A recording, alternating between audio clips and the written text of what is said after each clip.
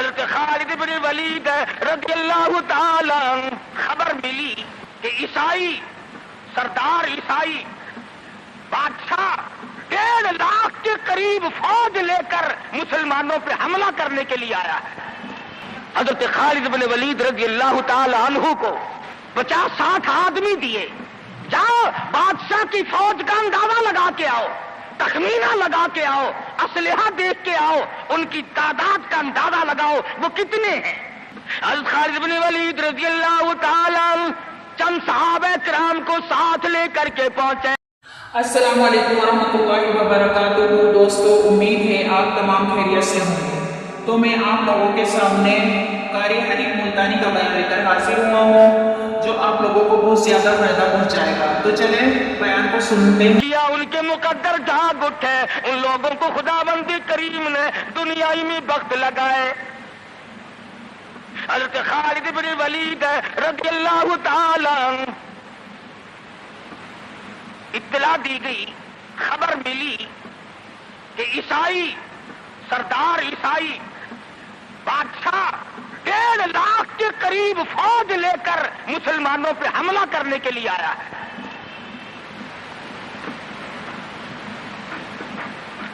حضرت خالد بن ولید رضی اللہ تعالی عنہ کو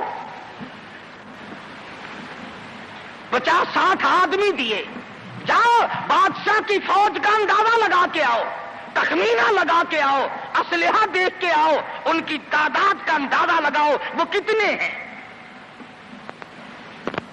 حضرت خالد بن ولید رضی اللہ تعالی عنہ چند صحابہ کرام کو ساتھ لے کر کے پہنچے. عیسائی بادشاہ کو پتا چلا، اس نے حضرت خالد بن ولید رضی اللہ تعالی عنہ کو بلایا اور کہنے لگا کہ دیکھو جنگ اچھی چیز نہیں ہے، ہم سے صلح کر لو، ہم سے صلح کر لو. حضرت خالد فرمانے لگے صلح میں دیر کیا ہے، قول لا الہ الا اللہ محمد الرسول اللہ صلی اللہ علیہ وسلم، کلمہ پڑھ، مسلمان بن جا، میرا بھائی بن جا، جنت کا حقدار بن جا، میرے نبی کا غلام بن جا، اللہ کی توحید کا ماننے والا بن جا، ابھی تمام باتوں میں صلح ہو جائے گی. وہ کہنے لگا بڑا جلدی کلمہ پڑھا ہے، جیسے میں اکیلا بیٹھا ہوں، تو نے میری فوج دیکھی ہے؟ 1.5-2 لاکھ فوج لے کے آیا ہوں، کھا جائے گی میری فوج تمہیں. کلمے پڑھا رہا ہے.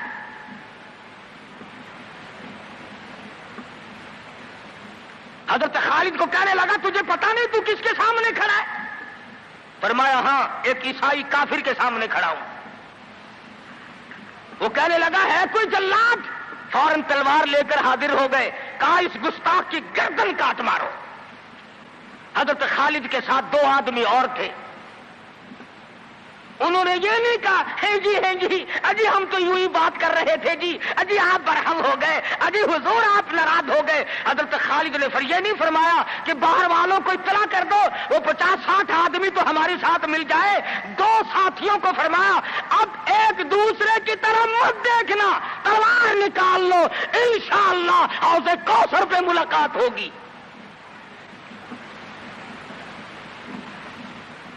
تین آدمی 1.5-2 لاکھ کے مقابلے میں ٹکرا گئے. یہ نہ سوچا کہ ہوگا کیا. حضرت خالد بن ولید رضی اللہ تعالیٰ عنہ اور 2 ساتھی اور تمام کافروں کی فوج میں گھر گئے. جنگ شروع ہو گئی. ابو عبیدہ بن جراح رضی اللہ تعالیٰ عنہ کے خام میں مدنی کریم صلی اللہ علیہ وسلم تشریف لائے. فرمایا ابو عبیدہ تو سویا ہوا ہے، میرا خالد گھیرے میں آ گیا. گھبرا کے اٹھے، شور مچایا، لوگوں جلدی کرو پہنچو، خالد گھیرے میں ہے. حضرت خالد کی بیوی ام تمیم سنتی ہے، کہنے لگی نہیں نہیں، مجھے یقین نہیں آتا، میرا خالد گھیرے میں آنے والا نہیں، آ ہی نہیں سکتا۔ گھر میں کھڑی ہو کر چاروں طرف نظر مارتی ہے، دیکھتی کیا ہے؟ وہ ٹوپی جس میں امام الانبیاء محبوب کبریا حضرت محمد مصطفیٰ صلی اللہ تعالی علیہ وسلم کے منہ مبارک رکھے ہوئے تھے، وہ بھول آئے۔ ام تمیم کہتی ہے خالد تو ضرور گھیرے میں آ گیا، تیری ٹوپی یہاں رہ گئی۔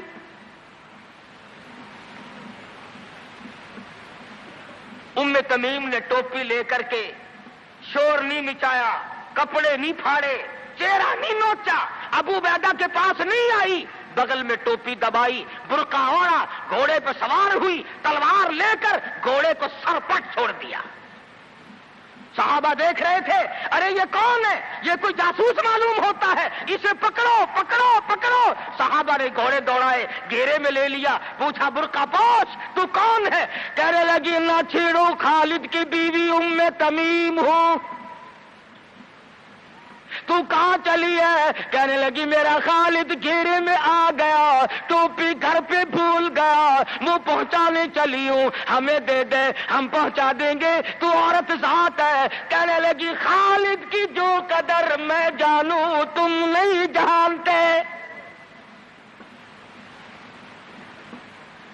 جان دے دوں گی مگر ٹوپی کسی کو نہ دوں گی۔ نکل پڑی، آ کے دیکھا تلواریں چل رہی ہیں، گاجر مولی کی طرح آدمی کٹ رہے ہیں، حضرت خالد بن ولید بیچ میں ہے۔ ام تمیم نے تلوار نکال کر چلانی شروع کر دی، گاجر کی طرح لوگوں کو کاٹ مارا۔ خود حضرت خالد کہتے ہیں او میرے ساتھیوں، اس نوجوان کو پہچانو، اس برقع پوش کو پہچانو، اس نقاب پوش کو پہچانو، یہ کون ہے؟ جب سامنے گئی، نقاب اٹھا کے کہنے لگی خالد تیری بیوی ام تمیم ہو، یہ ٹوپی بھول آئے ہو، پہنچانے آئی ہو۔ اور کراچی کے مسلمانوں تم نے کبھی سوچا نہیں خالد کے سر پہ نبی کی ٹوپی نہیں، جس میں نبی کے بال رکھے ہوئے تھے، وہ گھیرے میں آ گئے۔ آج تیرے پاس قرآن نہیں، تو گھیرے میں ہے۔ وہ ٹوپی گھر پہ بھول آیا تھا، تو قرآن کو مسجد میں قید کر کے آیا، آج تو کفر کے لرزے میں پھنسا ہوا ہے، تو گھیرے میں ہے، تجھے کوئی نہیں نکال سکتا اللہ کے قرآن کے سوا۔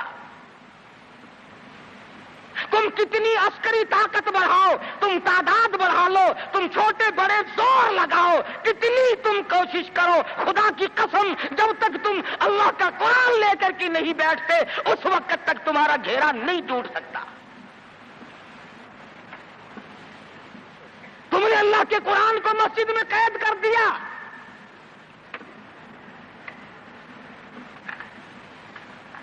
نہ اس کو ایوان صدر میں جگہ دی، نہ مارکیٹ میں جگہ دی، نہ محلے میں جگہ دی، نہ برادری میں جگہ دی، نہ خاندان میں کوئی جگہ دی۔ تمام کو اکٹھا کر لو گے، اللہ کے قرآن کو پوچھنے والا کوئی نہیں۔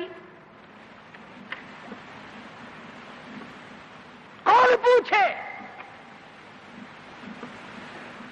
حضرت خالد تو صرف ٹوپی بھول کر آئے تھے، ہم نے قرآن ہی بھلا دیا، نبی کی سیرت کا آئینہ بھلا دیا۔ خدا کی قسم نبی نے امانت تمہارے سپرد کی ہے، میدان حشر برپا ہوگا اور اللہ کا پیغمبر کھڑا ہو کر تم سے مطالبہ کرے گا لاؤ میری امانت کہاں ہے۔ کچھ لوگ کہیں گے اور جی ہم تو عشق کی وجہ سے ایسا کر بیٹھتے ہیں، محبت میں ہمیں پتہ ہی نہیں چلا قرآن کہاں رہ گیا، محبت میں ہمیں پتہ ہی نہیں چلا قرآن رہ کہاں گیا۔ اور تجھے کیسی محبت ہے، تجھے کیسا عشق ہے کہ تجھے آج تک پتہ نہیں چلا۔ عشق تو صحابہ کرام کو تھا۔ مدینہ منورہ ہے، اللہ پاک ہر مسلمان کو مدینہ پاک کی زیارت نصیب فرمائے۔ خدا کی قسم مدینے کی ہوا میں جو خوشبو ہے تمہاری، وہ کستوری میں نہیں ہو سکتی، وہ مشک میں نہیں ہو سکتی، وہ عنبر میں نہیں ہو سکتی، وہ زعفران میں نہیں ہو سکتی۔ ارے مدینے کی ہوا میں جو خوشبو ہے، جو گنبد خضرا سے ٹکرا کر آتی ہے، اس ہوا میں خوشبو بھی نرالی ہے۔ صحابہ کہتے ہیں کہ جب ہم نبی صلی اللہ علیہ وسلم کو تلاش کرنے کے لیے نکلتے تو کسی سے پوچھتے نہیں پھرتے تھے، بلکہ مدینے کی ہوا بتاتی تھی ادھر آؤ، حضور ادھر تشریف لے گئے۔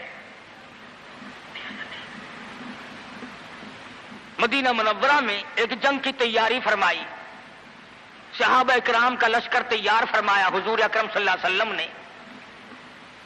جمعے کا دن ہے، صبح کا وقت ہے، لشکر کو ساتھ لے کر کے تشریف لے گئے، 2-3 میل تک رخصت فرمانے کے لیے گئے، دعا کر کے واپس آ گئے، اللہ تمہیں کامیاب فرمائے۔ صحابی ہے حضور اکرم، سب کہہ دو صلی اللہ علیہ وسلم کا۔ آؤ عشق کی بات تمہیں بتاؤں، حضور اکرم صلی اللہ علیہ وسلم نے روانگی کے وقت فرما دیا، توجہ کرنا، لشکر کو رخصت کرتے وقت فرما دیا، اور میرے دیوانوں اور پروانوں اور میرے جانثاروں بات سنو، پہلے جھنڈا جعفر طیار رضی اللہ تعالیٰ عنہ کے ہاتھ میں دینا، پھر جھنڈا عبداللہ ابن روا کے ہاتھ میں دینا، پھر جھنڈا اسامہ بن زید کے ہاتھ میں دینا۔ حضور کے کلام کی مراد کو اگر صحابہ نہیں جانتے تو کون جانتا ہے؟ سمجھ گئے صحابہ کہ جعفر طیار شہید ہوں گے، یہ جو حضور نے فرمایا پھر اس کو دینا، پھر اس کو دینا، حضور صلی اللہ علیہ وسلم کے کلام کی، فرمان کی، ارشاد کی مراد اور منشا غرض و غائب صحابہ سمجھ گئے کہ جعفر طیار شہید ہوں گے، اور پھر عبداللہ بن روا بھی شہید ہوں گے، اور اسامہ بن زید بچ کے آئیں گے۔ صحابہ کا تجربہ تھا حضور کے کلام کو سمجھنے کے لیے۔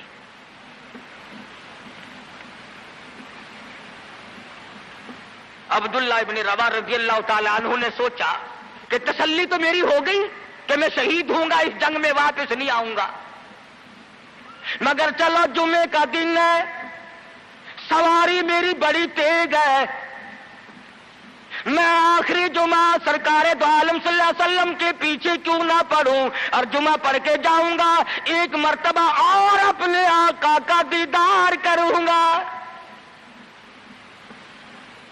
واپس مدینے میں آئے، گھر نہ گئے، بیوی بچوں میں نہ گئے، باغ و بہار میں نہ گئے، فصل باڑی میں نہیں گئے، لوگوں میں نہیں گئے، سیدھے مسجد نبوی میں تشریف لائے۔ جمعے کی نماز کے بعد مدنی کریم صلی اللہ علیہ وسلم سے سلام کیا، حضور نے فرمایا عبداللہ میں نے تو تجھے صبح رخصت کیا تھا لشکر کے ساتھ،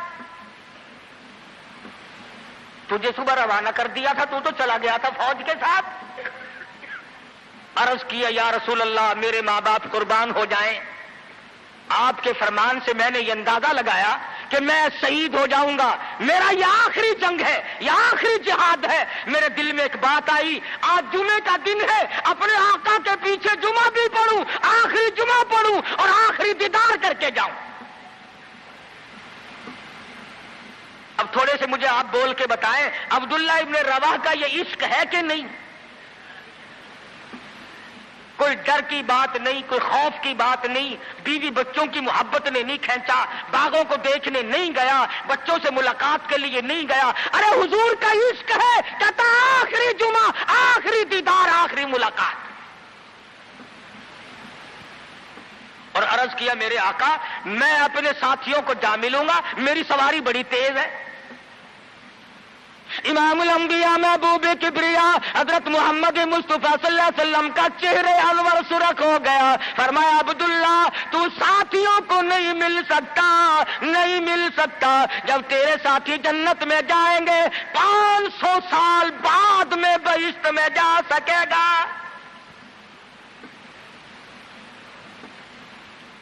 کیوں؟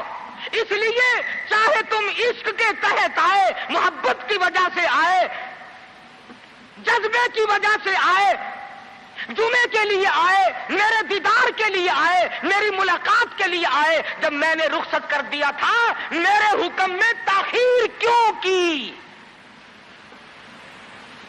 پتہ چلا عشق بھی وہ مقبول ہے جو حضور کی غلامی کے اندر ہو۔ غلامی سے باہر جو عشق ہے وہ عشق نہیں، وہ فریب ہے، وہ دجل ہے۔ آج آپ دیکھ لیں، نام دیکھو، شکل دیکھو نام ہوگا عاشق رسول، اور شکل دیکھو تو خدا کی قسم بالکل ایسا معلوم ہوگا جیسے اندرا کا بھتیجا ہو.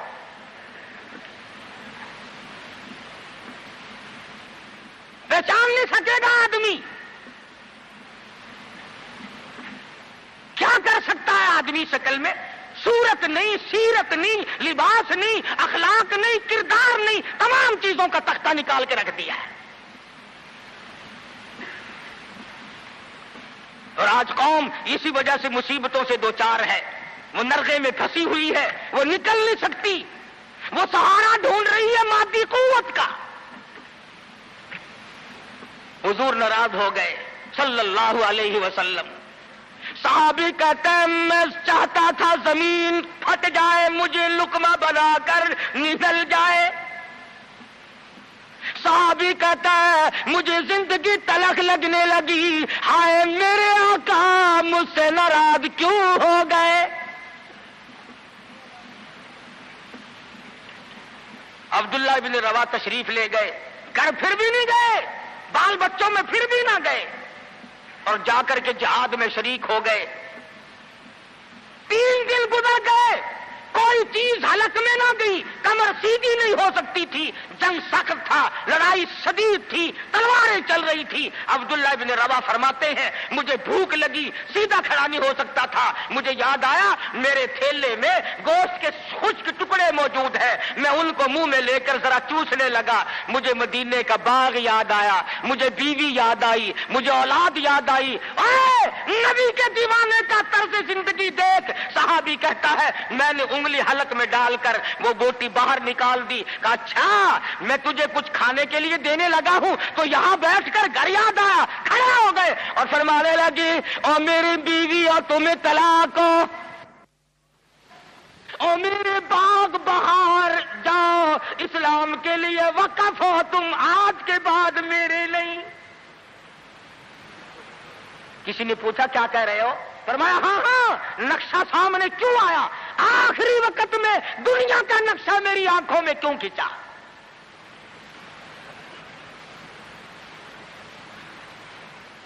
صحابی نے اپنے دل میں تصور بھی لانا اچھا نہ سمجھا، میری عاقبت خراب نہ ہو جائے، میری آخرت نہ بگڑ جائے. عبداللہ بن روا تلوار لے کر کھڑے ہو گئے. کسی نے لکھا 3 دن کا، بعض نے لکھا 5 دن کا بھوکا صحابی ٹکڑے ہو گیا.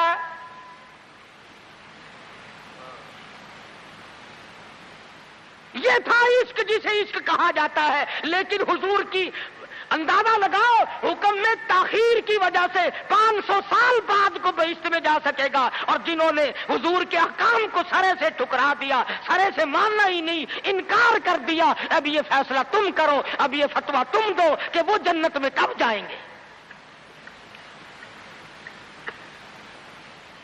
امام الانبیاء محبوب کبریا حضرت محمد مصطفیٰ صلی اللہ تعالی علیہ وسلم کے دیوانوں نے حد کر دی، پروانوں نے حد کر دی. جس صورت سے بھی ان کو لگایا گیا اسی صورت سے وہ آگے بڑھتے رہے.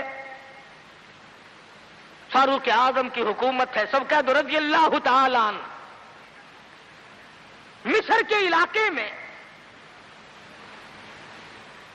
کافروں نے ایک سازش بنائی، لڑکیوں کو ہار و سنگار کر کے کوٹھے پہ کھڑا کر دیا. پروگرام مسلمانوں کو پہلے معلوم ہو گیا کہ مسلمان فوج کے کلچر کو تباہ کرنا چاہتے ہیں، مسلمان کے اخلاق و کردار کو برباد کرنا چاہتے ہیں. فاروق اعظم کو خط لکھا، اور راستہ کوئی نہیں فوج کے گزرنے کا، ایک ہی راستہ ہے، اور اس راستے کو خراب کر دیا گیا. اس راستے میں کانٹے بچھا دیے گئے، حسن کی دولت بکھیر دی گئی تاکہ مسلمانوں کا دل خراب ہو. ارے یہ کافر کا بھی عقیدہ ہے کہ اگر مسلمان کا پاؤں پھسل گیا پھر یہ جہنم سے اڑے نہیں ٹھہرتا. فاروق اعظم رضی اللہ تعالیٰ عنہ نے خط کا جواب دیا اور صاف صاف لکھ دیا کوئی پریشانی کی بات نہیں، ساری فوج کو اکٹھا کر کے قرآن کی آیت سنا دو. ساری فوج کو اکٹھا کر کے قرآن سناؤ. چنانچہ کمانڈر نے، سپہ سالار نے فوج کو اکٹھا کیا اور قرآن کریم سنا دیا. وَقُلْ لِلْمُؤْمِنِينَ یغضوا من ابصارکم وَيَحْفَظُوا فُرُوجَكُمْ ذَلِكُمْ أَزْكَىٰ لَكُمْ إِنَّ اللَّهَ خَبِيرٌ بِمَا يَصْنَعُونَ۔ مسلمانوں، اپنی نظروں کی حفاظت کرو، اپنے ایمان کی حفاظت کرو۔ اگر تم کلکھی آنکھوں سے بھی دیکھو گے، خدا تمہاری ساتھ ہے، وہ تمہاری تمام حرکتوں کو دیکھتا ہے۔